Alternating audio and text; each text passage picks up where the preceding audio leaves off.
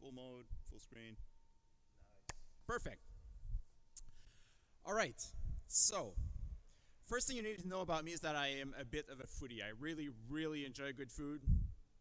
Um, I love food. I love Food Network. That's amazing. I watch whenever I'm in a hotel. Like I'll spend all my time watching Food Network. And I've been wanting to do a talk about like food for the longest time. So I finally found an excuse. And today we're going to talk about Kubernetes, but it's kind of going to be a food, themed talk. So and the idea came to me because the first time I actually looked into Kubernetes, and that was just a few months ago. I joined Red Hat, specifically the OpenShift team, which is Red Hat's distribution of Kubernetes. And I kind of had to learn what it was, right? And the first thing I thought was like, bloody hell, this thing is a nightmare. There's so much things to know and so much different things. And I mean, I can pick up a new programming language or something. If somebody needed help on a project, I can jump in. Programming is programming. It's a little bit trickier to jump into a new language, but I can still do it. But this whole Kubernetes thing, I had no clue how any of it worked. And the learning curve was very, very steep for me. So this is kind of what I wanted to talk about today. My goal is really to give you at least enough about the basic primitives so that you know what to Google if you are trying to do something with Kubernetes and you run into issues. Now, I don't have the rights for Gordon Ramsay's pictures, so I'll just switch to stock images with people laughing. And so it took me a while to understand like all the different things in Kubernetes, and I'll try to make this a little bit simpler for you today. Essentially, the one thing that I understood is that Kubernetes itself is very, very simple. I thought it was like this big thing that magically runs all the clouds.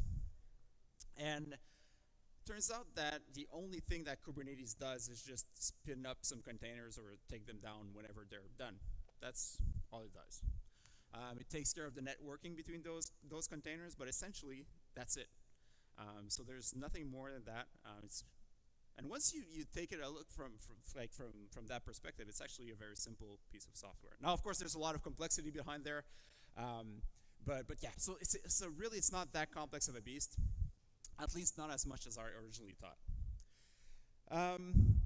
Sorry. So like I said, I'm going to introduce you to the basic primitives. There's a bunch of different objects that you kind of need to know. This is what we're going to look at today. So, and I usually, if you already use Kubernetes at your day-to-day job, this might be a little bit too introductory, but this is a single track here, stuck here, so too bad. You might learn something about restaurants. I don't know. All right, so what does it solve? It distributes containers in a logical and efficient way. And so it'll help you to scale up and down very fast. And it keeps your processes continuously running. So it ensures that you always have a certain number of containers running at any given time. And all of this is done using YAML files. You can actually use JSON files if you're more comfortable with it, but the standard is YAML, and pretty much everybody uses YAML. All right, so take my money, right? That should solve all of our problems. It will help to solve all the issues that we had with containers. Well, maybe not, actually.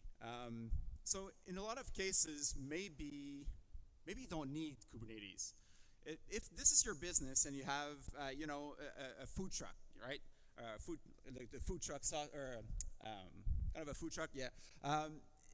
Maybe you don't have millions of users requesting things at once, but you have a few people coming in and you'll take an order and you'll do one thing and then serve your users. Maybe you don't need a full Kubernetes cluster at this point.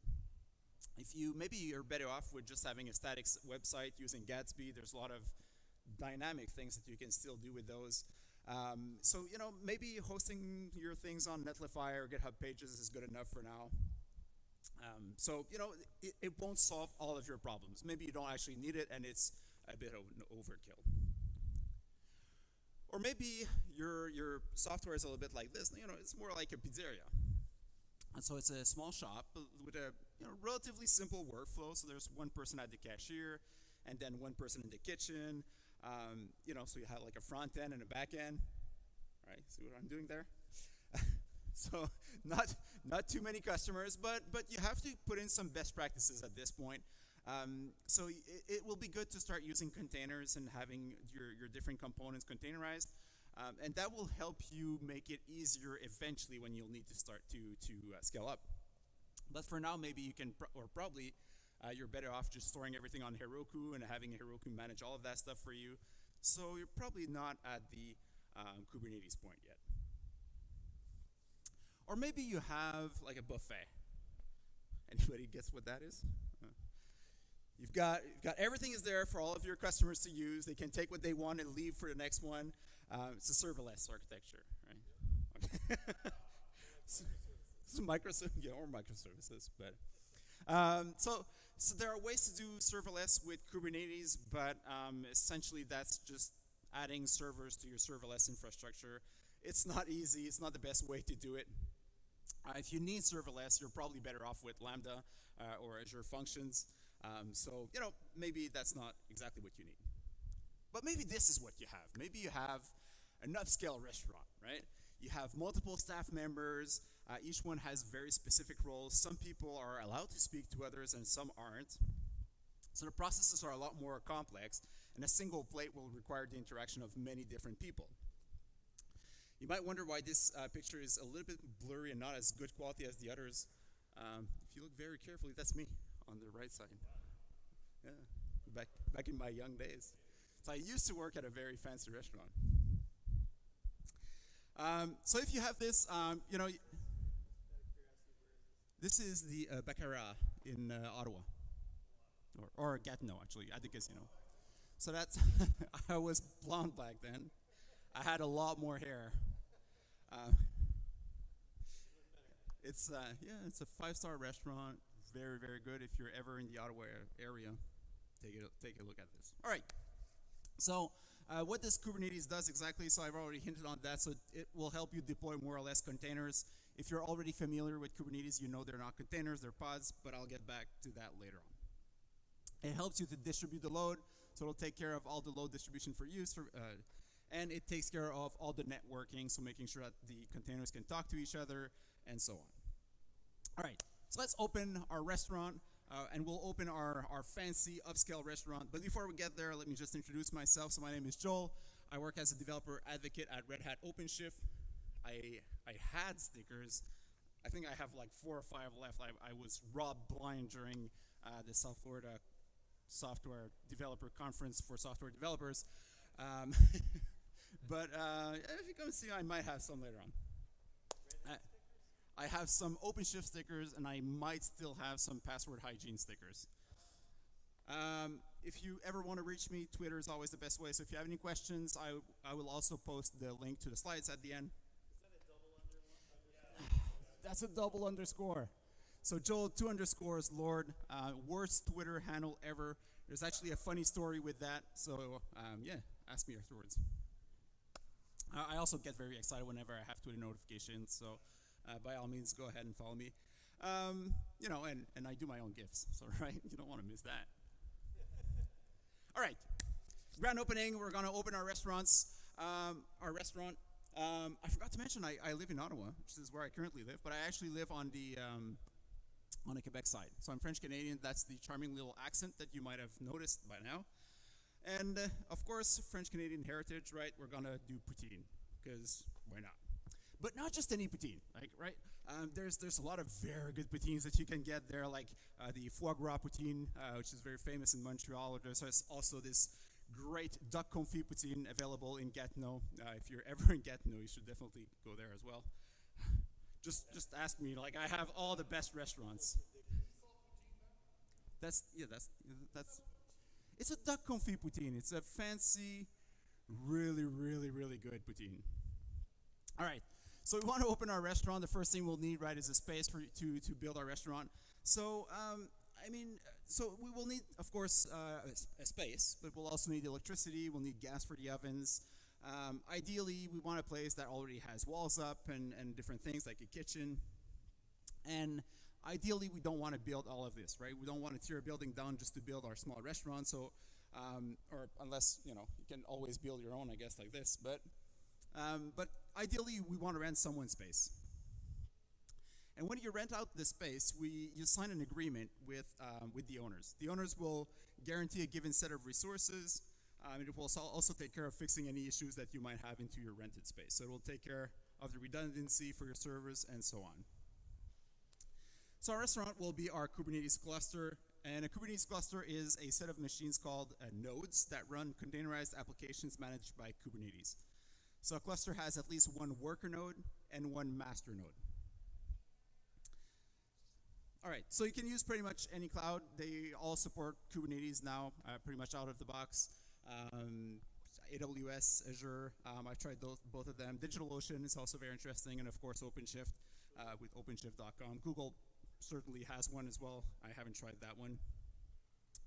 So they all have little differences though, so that's something that you need to keep in mind.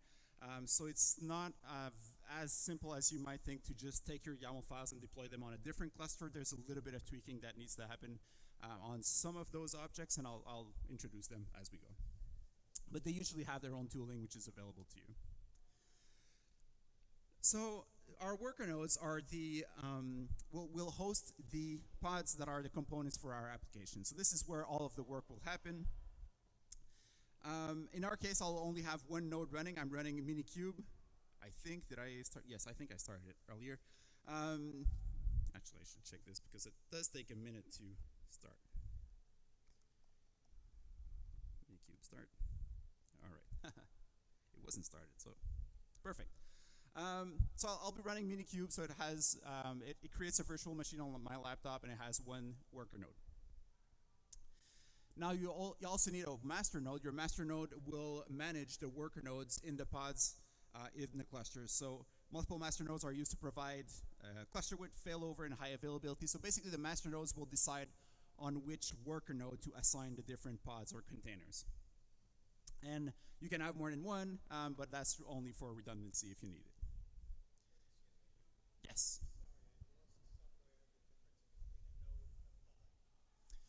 We haven't talked about pods yet, so pods are running on the nodes. So for all purposes and intents, pod equals container. So those are so you'll deploy your containers on a node. And sorry? And a node can be a physical thing, but it can also be a virtual machine. So welcome to the land of virtualization in cloud, right? So nothing is really a physical machine anymore, it seems.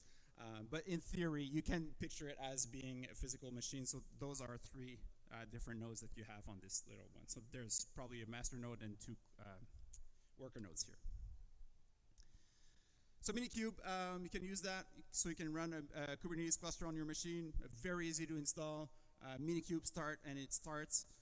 It takes 2 or 3 minutes to start, which is why I started before. All right, so we've got our restaurant, we've got a place. Now we need some staff, right? So we'll need a bunch of different people for our restaurant. All those people will have very specific expertise, and we will explore those. In here we have our chef, our manager, our maitre d', our waiters, our cooks, and so on. And as it gets busier and busier, we'll need more staff, right? And they can't work all the time, so we'll need to replace them from time to time. But those are the things that we need, pretty much. And in our analogy for our restaurant, our workers, all of our employees will be pods. There you go. So the pods are the workers in our cluster. They're composed normally of one container, but you can have more than one container running inside a pod. But for all intents and purposes, in your mind, just keep in mind that one pod equals one container. For most of the cases, that's the case. So they live on the nodes, and they can be destroyed at any moment and be replaced by another one. So you have to make sure that your containers can be destroyed easily, and all the data that they store it somewhere else and not inside that container, because once it dies, it will also remove all of the data there. And in order to find them inside our cluster, we'll use labels. In fact, all Kubernetes objects will have labels. This is how you can find your different objects there. So most of our staff in the following example will be represented by pods.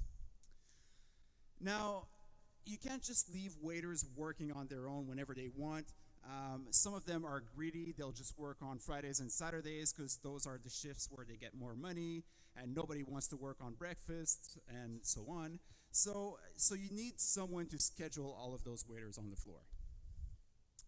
If you have too many waiters, it's going to cost you too much money. If you don't have enough, your customers will suffer. So you have to be careful. And this is our maitre d', and she will be in charge of assigning how many workers we want, or how many waiters we want.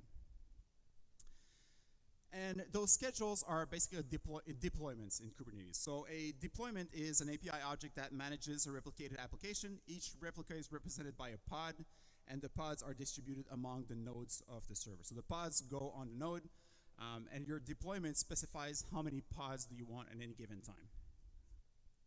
So deployments, they describe the plan for our pods, how many we need, where we need them, and so on.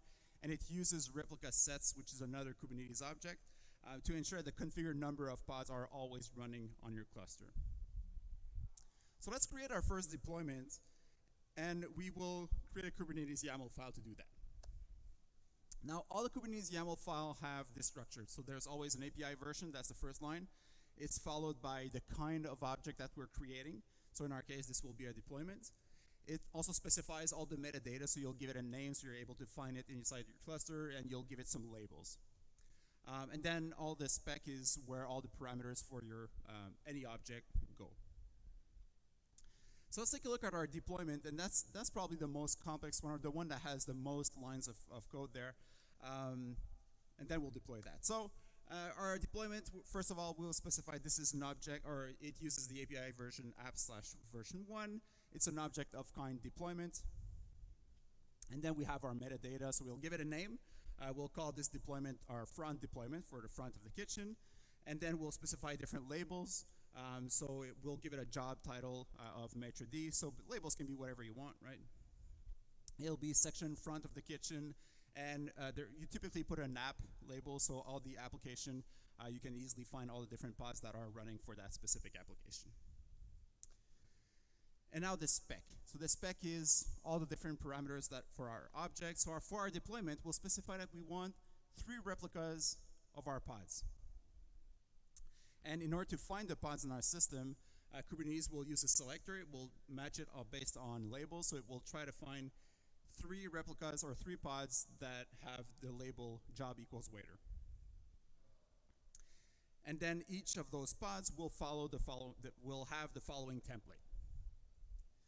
So the template looks a little bit like this. So you specify the metadata. So each one of our pods will follow this, this template. So it also needs its own metadata. Those are for the pod specifically. So it'll have the label app Coop Kitchen. Each one of our pods will be a waiter in our restaurant, so they'll have a job equals waiter. And then we will start those pods based on a container. We'll give them a name. And we will use the image joelord/kkfront. That is an image that is stored on Docker Hub. And then we specify this specific application will run on port 80. So those are a PHP application running Apache. All right, so this is our full deployment. So this is all the code that we've just went through. Let's see if we can actually deploy this inside our cluster. Ooh, it doesn't work. All right, give me 1 second here.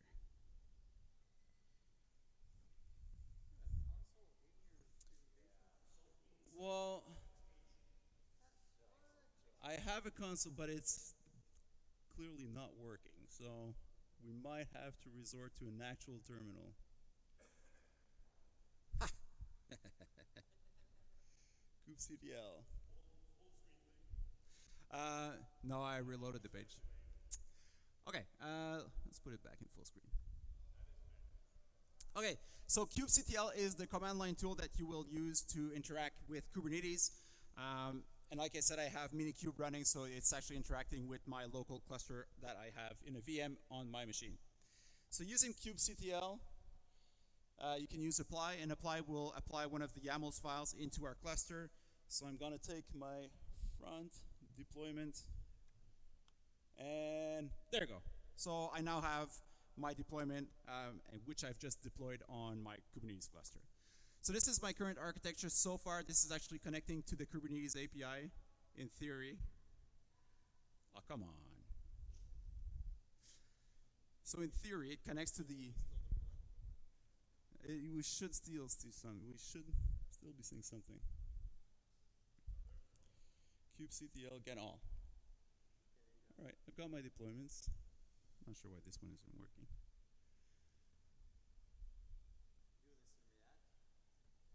Everything is done in React. React sucks. All right. So far what we have, so what we have at this point, I don't know why it's not showing up, but do we want to debug? Promise.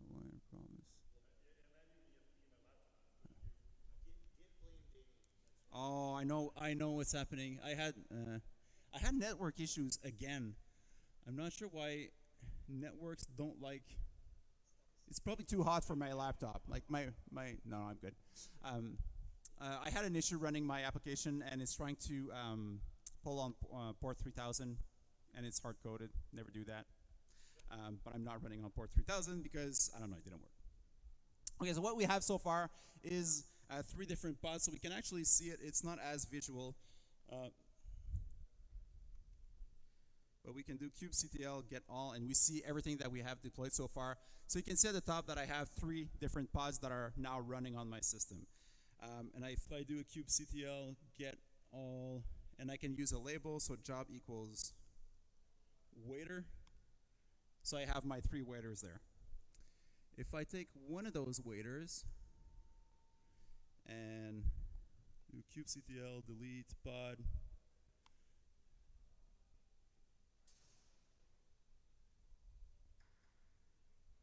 it's really hard to type when the screen is behind you. All right, so I can delete a pod. So what it will try to do, what Kubernetes will try to do now, is to actually take down that, well, it went so fast, but what it did is that it started a new pod, and once that new pod was running, it actually took the other one down. So it'll always make sure, or always ensure that there's 3 pods. So I've deleted one of them, so the one with the ID that I had pasted is not there anymore, but it had been replaced. So all by magic, Kubernetes made sure that there's always 3 pods running.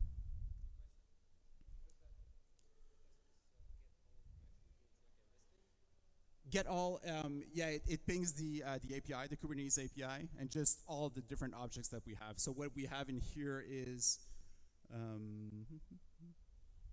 our get all? So you can see, ignore the service / Kubernetes for now, but we have our deployment. The deployment created a replica set at the bottom, so the last line there. And the replica set ensures that we have 3 pods, and the 3 pods are running there. So it just lists everything that we have running on our cluster. Yes?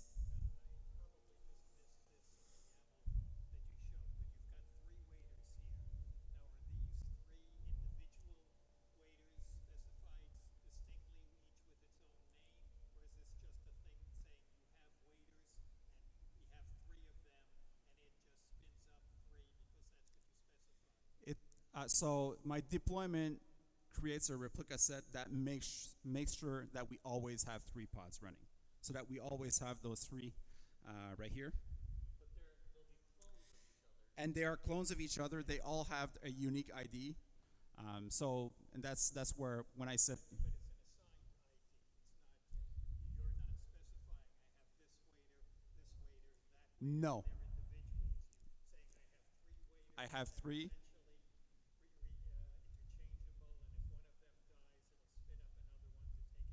Exactly. Okay. Thank you. Sorry. Everyone get that? Yes, it was replicas right at the top. Yeah, so if you change that technique, right there. Yep. If I kill when I deleted the pod, it restarted automatically. Okay. Cool. So we have our 3 waiters on the floor. Now I've lost my presenter notes. This is not working for me today.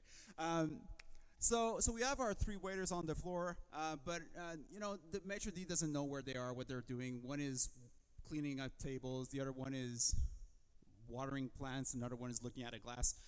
So you kind of need a way to be able to find your waiters on the floor. You have to find a way to be able to address them, and this is where services will come and help us. So a service is an abstract way to expose an application running on a set of pods as a network service. So services are, and that's the definition from the Kubernetes.io website. But services are a way to help you find those pods in your cluster. So you can communicate directly with the pods, but it's really hard to keep track because they have a unique ID randomly generated, and when they die, they have another ID. So there's no way to really track the pods themselves, but you will use a service, and the service will find the pods for you. It also takes care of doing all the load balancing and a bunch of other networking magic there.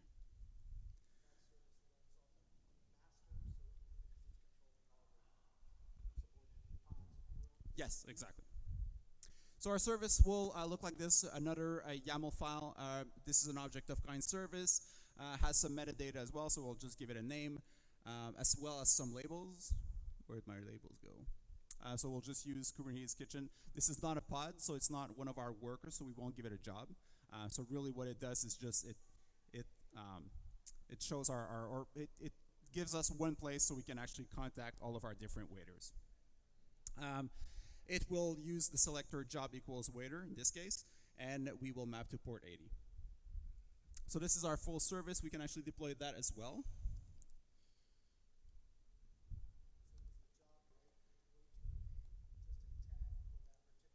It is just a label. So Kubernetes uses labels for everything. So yeah, so in order to find different things in your architecture or in your cluster, you'll use labels to identify them, but it's totally up to you to figure out how you want to call them.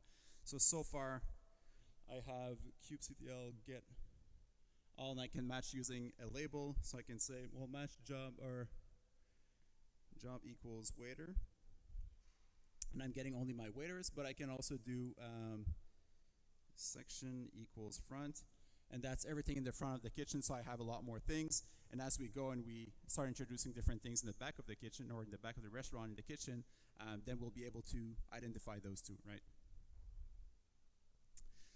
Okay, so this is good. So we now have some staff. We know our maitre d' knows where to find our waiters. So we're ready to go into our restaurant. And now the first thing we'll do is want to order something, right? So we'll need a way for us customers to be able to communicate with our waiters on the floor. And this is where an ingress will help us. An ingress is an API object that manages external access to the service in a cluster, typically through HTTP. Ingress will provide load balancing, SSL termination, and name-based virtual hosting. So really it does all the routing for you. It takes care of a bunch of different things that, and this is one of the objects that differ from one cluster to the other. So you'll actually have to read up how to do an ingress if you're working on Azure versus DigitalOcean. They're a little bit different. OpenShift has a different concept as well. So they're all a tiny little bit different, but once it's set up, it exposes your cluster to the outside world. It will take care of doing all the routing as well, so you can have multiple subdomains, for example, and so on. So if you have your API, you'll do a route for api.mydomain.com, which will point to some of your services, and then you'll have a www.mydomain.com, which points to your front-end service. So it exposes your cluster, supports multiple subpath, and will route based on a request. Once again, a YAML file. So we'll create an API version, object of kind ingress. We will have some metadata once again, so just labels. I pick the labels, whatever it is. And then all of our ingress requests will point to the service name, front service. So that's the service that I've just created, so my waiters. Right, so this is our ingress, and we can now deploy that as well.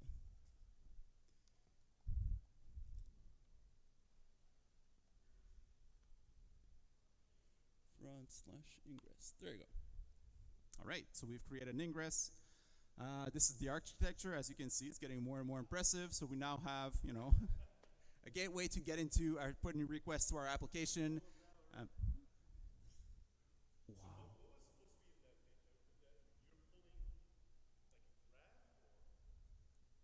This won't work either, really. So it pulls. So it basically does a kubectl get all behind the scenes, and it just draws it on a canvas. So it just groups the different things. Yeah. Yeah. All right. So in here we now have our application. Unfortunately, it's not running, but you'll just have to trust me. And of course, just like at the conference Saturday, like I know for a fact that as soon as I'll be done, I'll realize what it's. No, it's not. I know exactly what the problem is. I have something that runs on port 3000. I don't know what it is on my machine, so I wasn't able to run my application on port 3000. Maybe it was already running. I should definitely not start experimenting. Hey, it's actually very smart. Let's see if I can.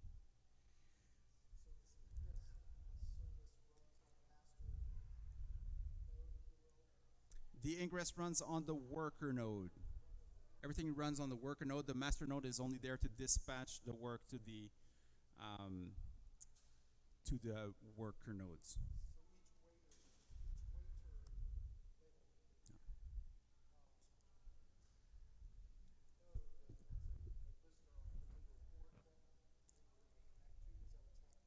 Each what? Sorry.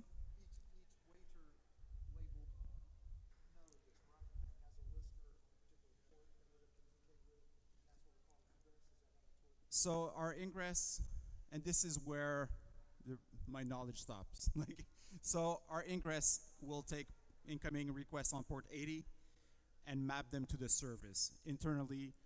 So I guess the service will be some sort of load balancing application, and it will be communicated through that. There's probably some sort of internal port that is open and communicates with there, and then does load balancing and connects to one of the pods. How exactly it works inside the black box of Kubernetes, I have absolutely no idea.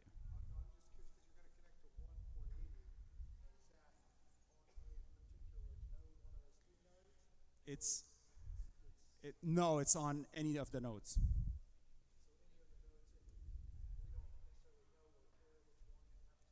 You don't care. No, any of the pods. So no, it will communicate through the ingress, through the service, and then to the pods. And we don't care which one of those it hits. So when you have your containerized application, they should all be disposable and interchangeable. So it doesn't matter which one it hits. And actually, this is this is the application that runs on my Apache server, which you can't see, but it has 3 buttons, and it says hello, my name is. And then there's the pod ID, how can I help you today? And then if we refresh the page, it will be a different waiter every time, or sometimes, because there's some load balancing that is done behind the scenes.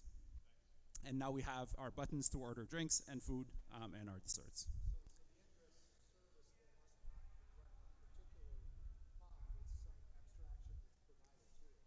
The ingress runs magically. No, I don't know how it works internally, unfortunately, but yeah, so it takes care of the mapping and the internal networking. So that's what Kubernetes gives you, right? So it takes care of all that stuff for you, so you don't have to deal with it. So this is why you.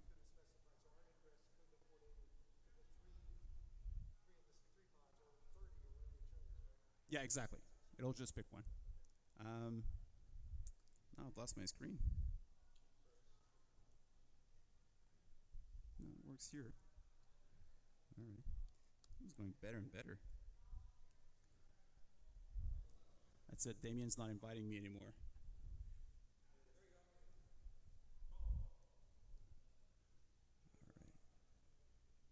All right. Okay. Huh. Okay. Whew. All right. Okay, so now we're ready to order our drinks finally. The more this talk goes, the more I need a drink. But so what we'll need now is bartenders, right? So we'll need some staff in the bar. And our bartenders, notoriously, bartenders are known for being very unreliable, between flirting and drinking, and sometimes you'll lose some on the floor and so on. So it's very important that you have a Kubernetes cluster running those, so that. Yeah. Oh, you have it. So it's important to have your Kubernetes make sure and ensure that they're always up and running. Okay, so we'll do the same type of thing. We'll have our deployment here. And our deployment is very, very similar to the other one, so I won't go line by line, but it does the same type of thing. It just uses a different container to create our application here. Now, instead of using a service just like we did for our waiters, we'll use what we call a node port. And a node port is probably what you were thinking. And a node port will expose a service on each one of the node's IP address, a cluster IP, a service to which the node port service routes is automatically created. Once again, Kubernetes definitions, they're not always easy to understand, so I'll try to explain it a little bit simpler, but basically what you're doing is a node port. It's part of a service, and it works when you have a single node. So if you have a single worker node, it will work. But if you have multiple worker nodes, then it doesn't work because you don't know on which node your pods are living. So, but it's very useful for development, in development. So you will expose, I will use my single node, my single worker node, and I will tell it, well, expose port 31300, and that will match to that service. So it's kind of like an ingress on a port, on a different port, and on a single node in this case. So really, it's not recommended in production. You should never use that, but it works well in development machines where you have a single worker. And the providers will have different ways to create different routes and so on. So once again, those will change from one cloud provider to the other. So our service will be very similar to the one that we had before. The only difference is in the spec, it will have a type node port, and will specify which port will map to which port inside our application or inside our container. So I'll map port 31300 in my node to the port 3000 in that specific service. So for any pods that are running under that service. So let's go ahead and deploy those.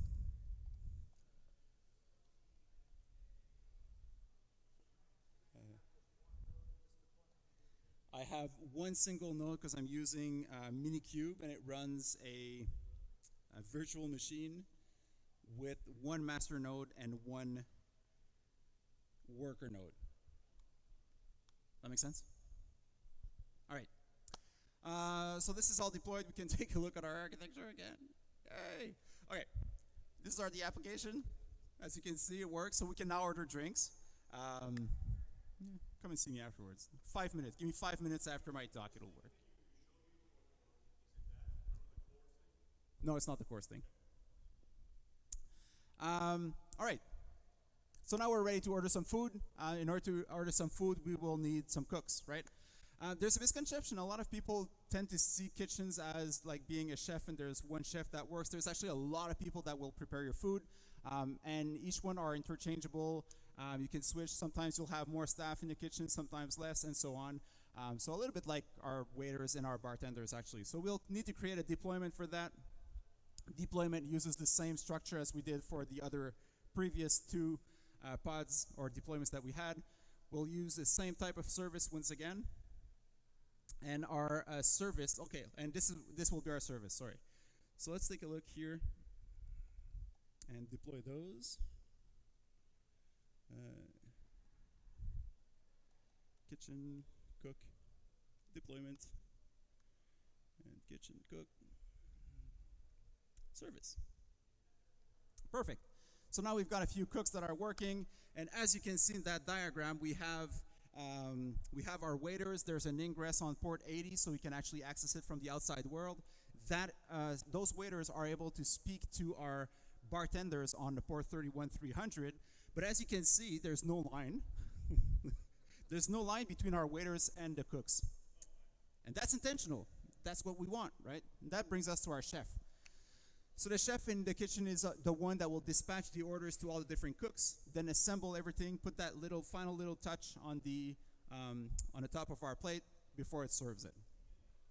It's also the gatekeeper to the kitchen. You know, you don't want customers to just go inside your kitchen and start talking to the cooks and asking them how you want your steak, or God forbid, you don't want waiters to start talking to cooks, because then that's going to be a nightmare. Nothing's going to work. So you have your chef that is there to make sure that he's the only one to communicate with the cooks, and he's the only one to speak with the waiters. So our chef deployment and service, in this case, we'll do everything in one single file, so you can put multiple YAML, multiple objects inside a single file. Just need to separate them with 3 dashes, kind of like in the middle right there. But our chef is very similar to the other deployments and services that we've built. Our chef will use a node port service, so it will run on port 32300. Let's go ahead and deploy that as well. Yes. Oops. Give me 1 second. I can't hear. I'll just deploy this. .yaml. Sorry, what was that?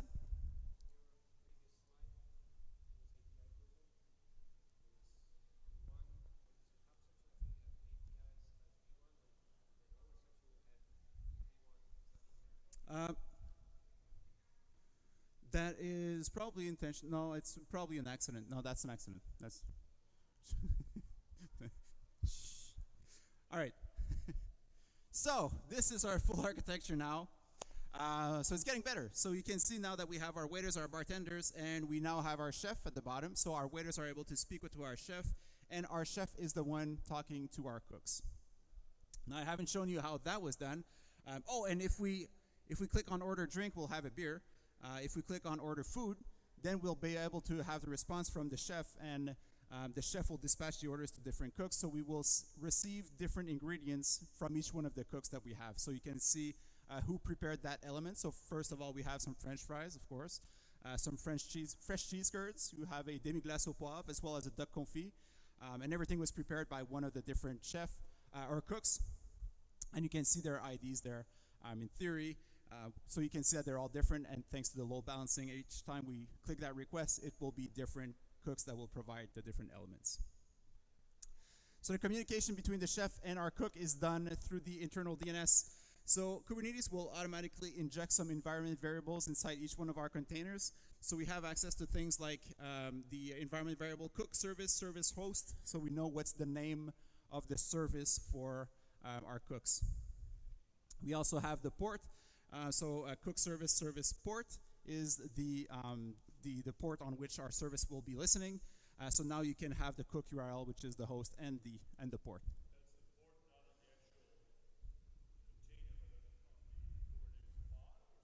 That's the host on the port on the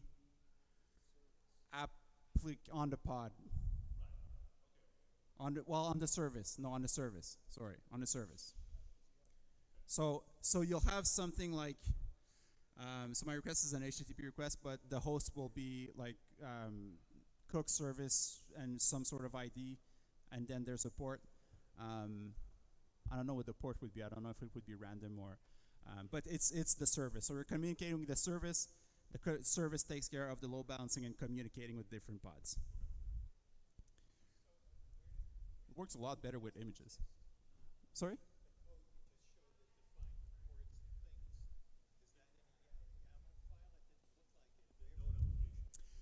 No, that was part of my Node application. So this code runs on my chef application that is inside my pod, that is inside my service, inside my...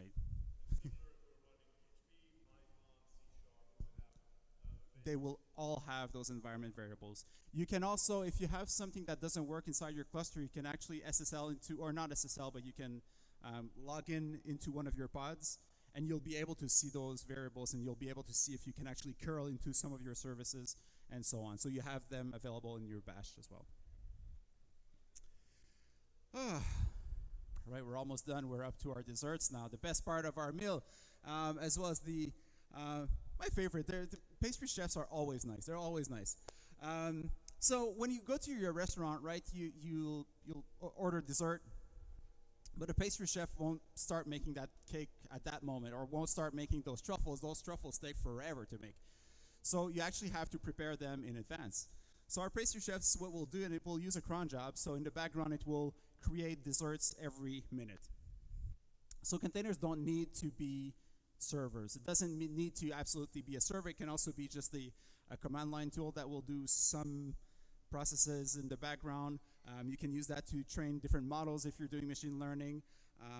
You can run daemons in the background. So there's a lot of different things that doesn't need to be servers. So we tend to think servers when you think of Kubernetes, but you can also use cron jobs, and this is what we'll be using in this case.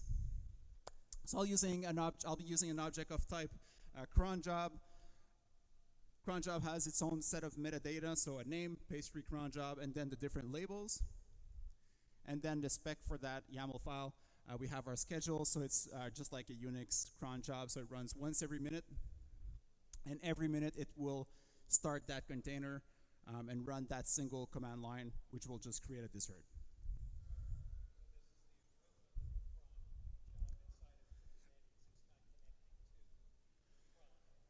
No, you're right. It's not a cron job per se, but it's a Kubernetes object.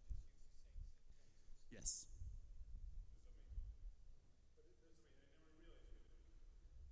Yes. Now, there's one thing that we haven't talked, right? Because every time we create something, we destroy our containers, and that's what we've been doing so far. But now we have desserts, we need to store them somewhere. We need to store them in a fridge so that the chef will be able to use them later on. So this is what our pastry chef will do. It will actually use a persistent volume claim. And a persistent volume claim, so after a pod is terminated, everything is destroyed, so you need a way to persist that data. And you can claim some space that was made available by your cluster admin. So a persistent volume claim is what you, as the DevOps person or developer, will be using. Persistent volume is the one thing that your cluster admin will make available to you so that you can use them. So persistent volume, I won't go through all of the details because those are a little bit more admin-y stuff. But you can create various different persistent volumes or objects of disk space.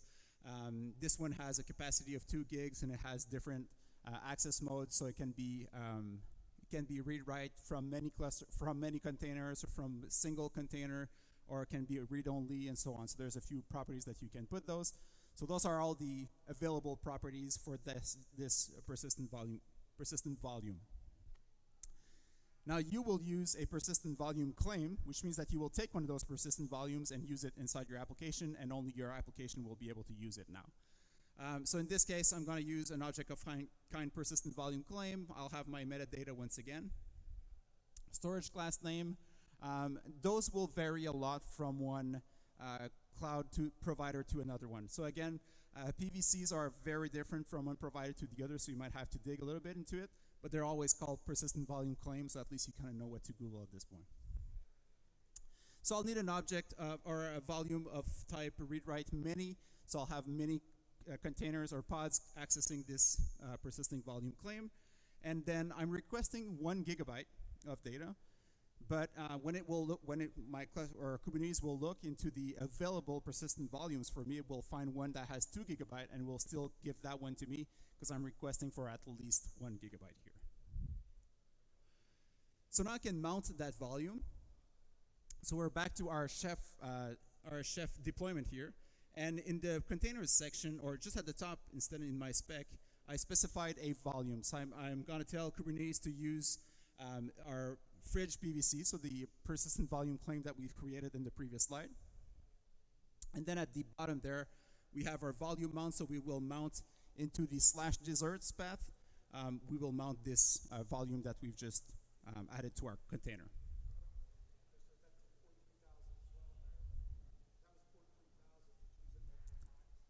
So that was my container. My chef container was running on port 3000 internally. So the fridge is just this space. So this is the actual. So if I went back a few slides, this is the actual service for my deployment for my chef. But I've added this section here and this section here. This was already there. So my volume is just a disk space mounted in /desserts.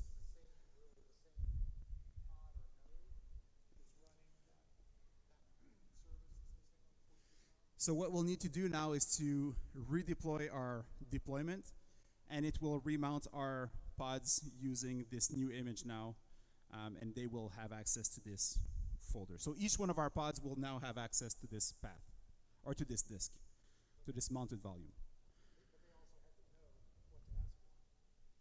Yes, so that path is hard-coded there, so you will need to know it in your application to know how to use it.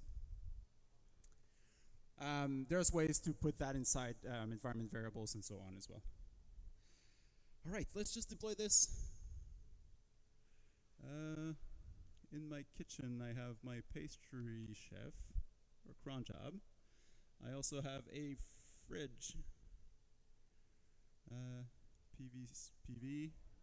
PV should be done already, PVC. And I will need to redeploy my chef as well, because I did some changes in my file.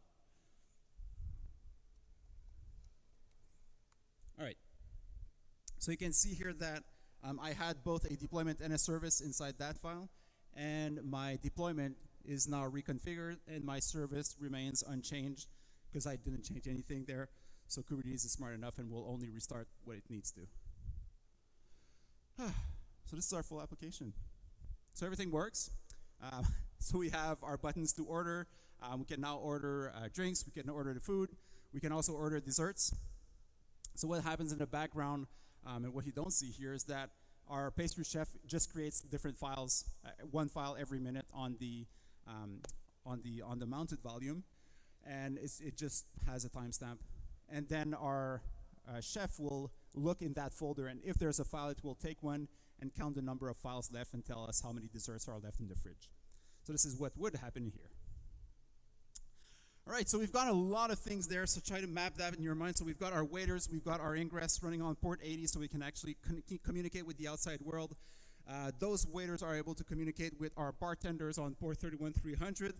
Technically, they're available to the whole outside world as well, so you need to use an ingress to map those requests. But for development purposes, that works very well. And you need to expose a port because this is an API. I'm using AJAX requests. We also have our, what do we have at the bottom? We have our chef. Our chef speaks with our cooks in the back end.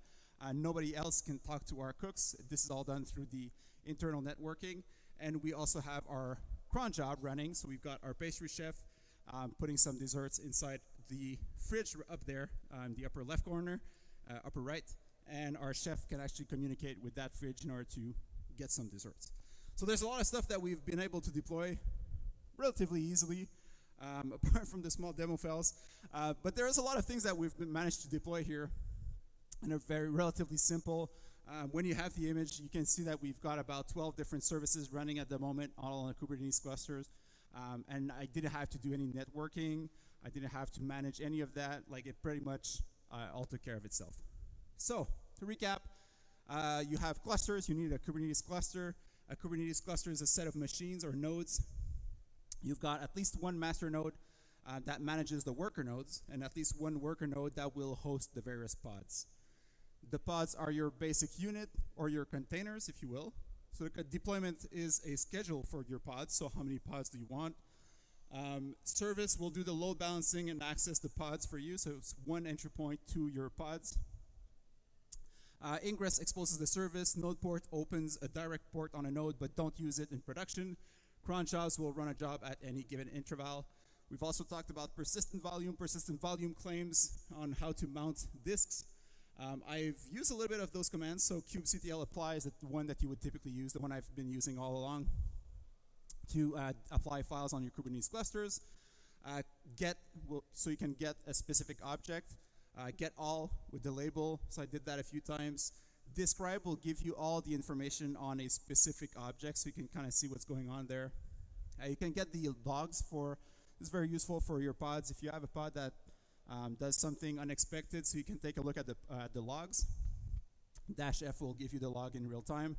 And kubectl exec, just like you can do for a container when you're using Docker, you can actually log into your pods as well.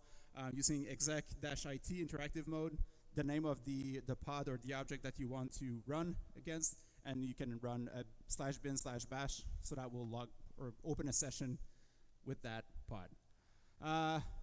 That's enough. All right, obviously I've oversimplified a lot of things here.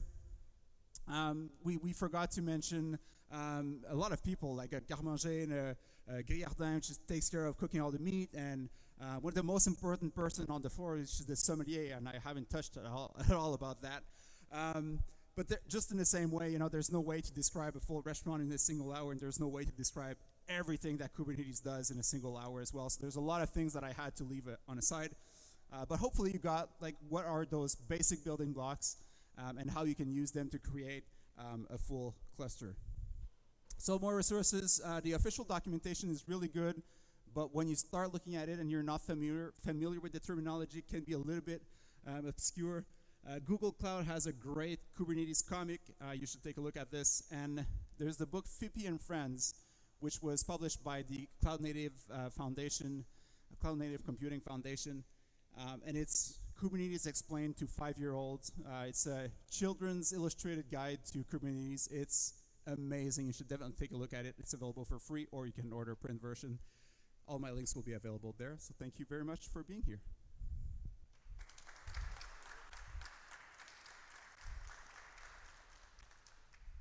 All right.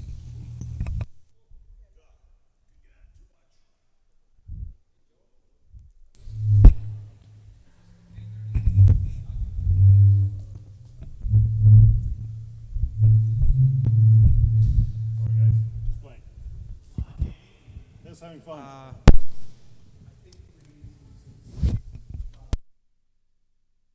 Sorry about that, though.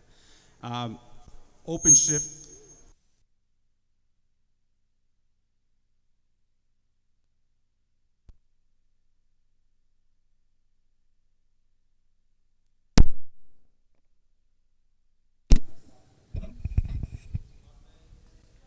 Boom, boom.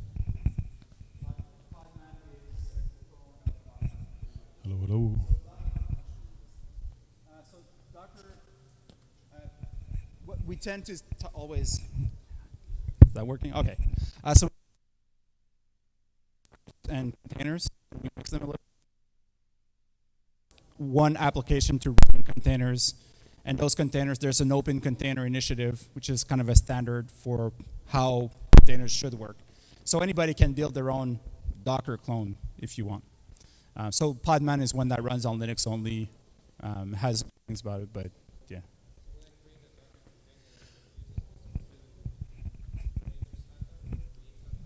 Yes, it's all an open standard.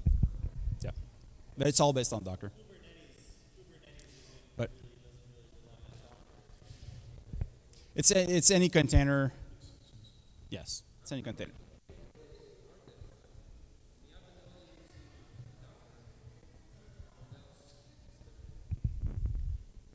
I don't know how many different types there are, but they're all the same standard for all purposes.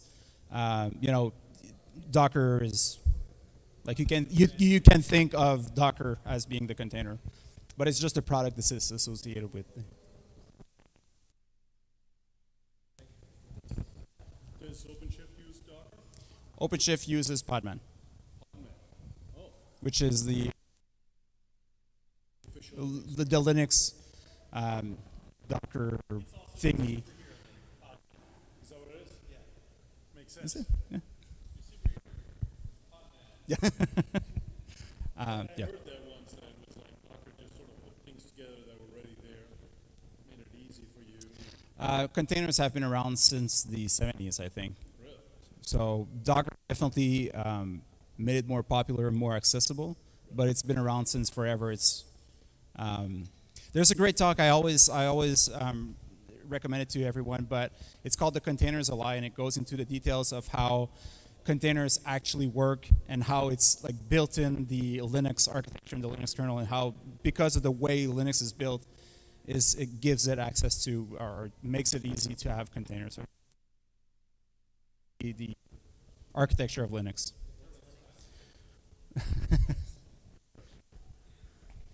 Yeah. An operating system that is not meant for laptops, I'd say.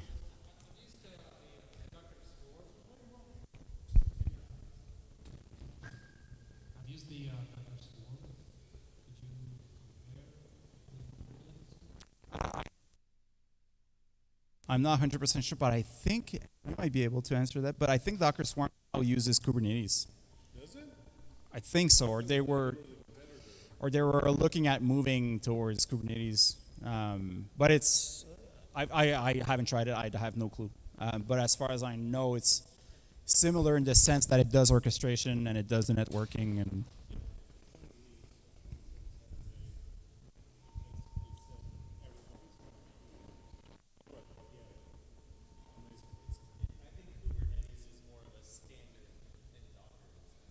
Mm-hmm.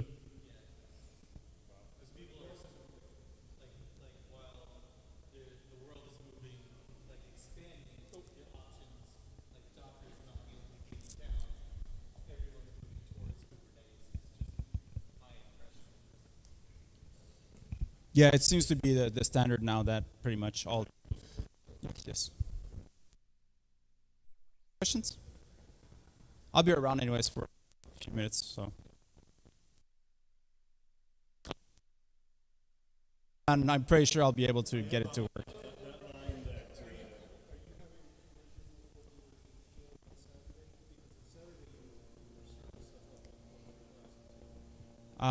No, but I've even restarted my machine, so I don't know why there's something running there. But I just have to figure out how to kill that. There's something running on port 3000 as soon as I take it down. To figure out what's running and what port the program's running.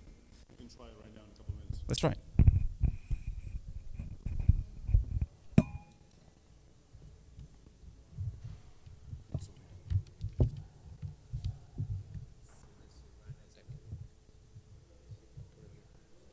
Thank you, sir. Thank you.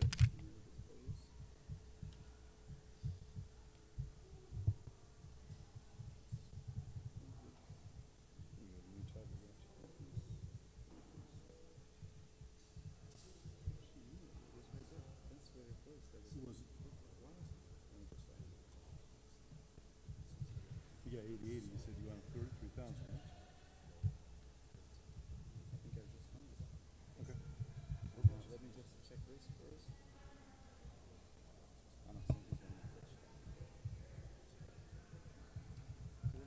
So the command is yes. There's the WEF, management P, I, TCP, $port. Yeah.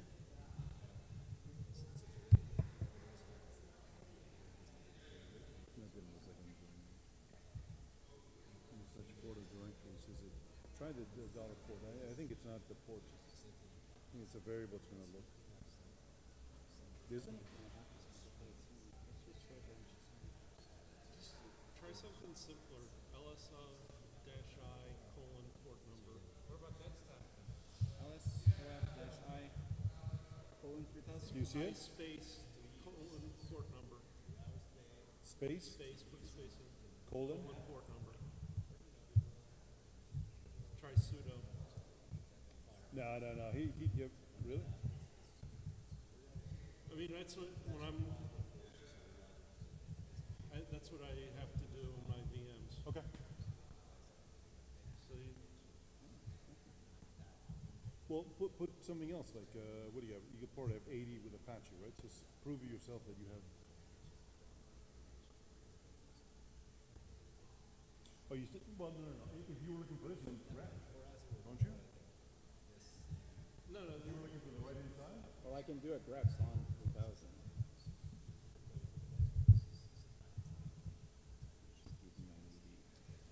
Yeah, you gotta give it a couple seconds because that took a while. Nothing. yeah. Nothing's running on port 3000? But something's running on port 3000. Well, hold on. So start your thing that you wanted to start, and then prove that this line would get it, right?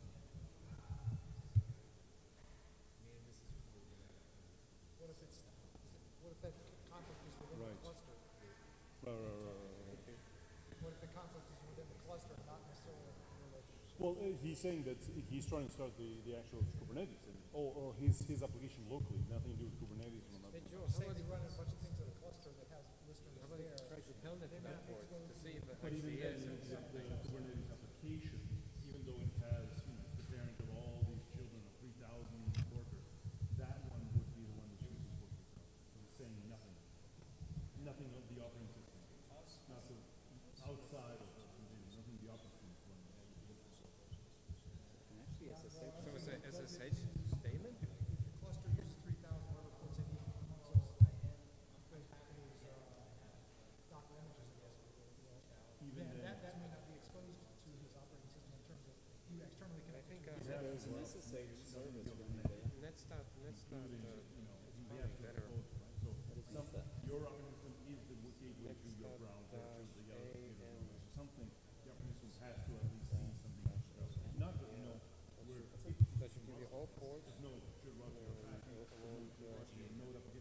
course you're about then I choosing think if you do Kubernetes, that you will go into the spider. it will give you like a port, the pit of the process. Maybe not.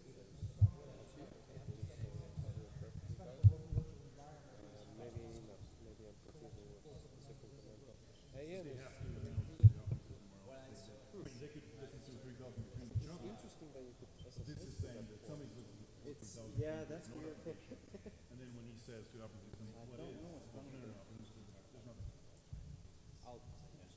I'll figure it out. Okay. No, they're going. Yeah. Plus, I need to play. As always, guys, we have a license for. Oh my gosh. Thank you, JetBrains. And we go with it by utilizing the following website, blank.blank.com. I'm sorry, win.bocajs.org. Do not look at this one. Someone figured out this quickly. Go to win.bocajs.org. I got everything here. I usually have slides.bocajs.org, but right now it's pointing to me. Is there anybody here at win.bocajs.org? What do you see? Yes, sir, you're right. Did you get 7? You're the last one. Now you went to win.bocajs.org. That's it, not slash something, right? There's only 10 of us. What's going on here? What's going on here? I gotta figure IP address. Totally put on. Yeah, exactly. Are we all in? Everybody still waiting? Spotify and that they will tell you what the IP is and then display the IP on here. Nice. Nice. So you can compare. Show me. You gotta click on OK. Click on OK to that pop up. If not, it doesn't let you in. Oh, okay. Turn up the volume. Turn up the volume. It's gonna work once. The volume. No, don't. Yeah, click on OK. Click on. Is that say close? Yeah, okay.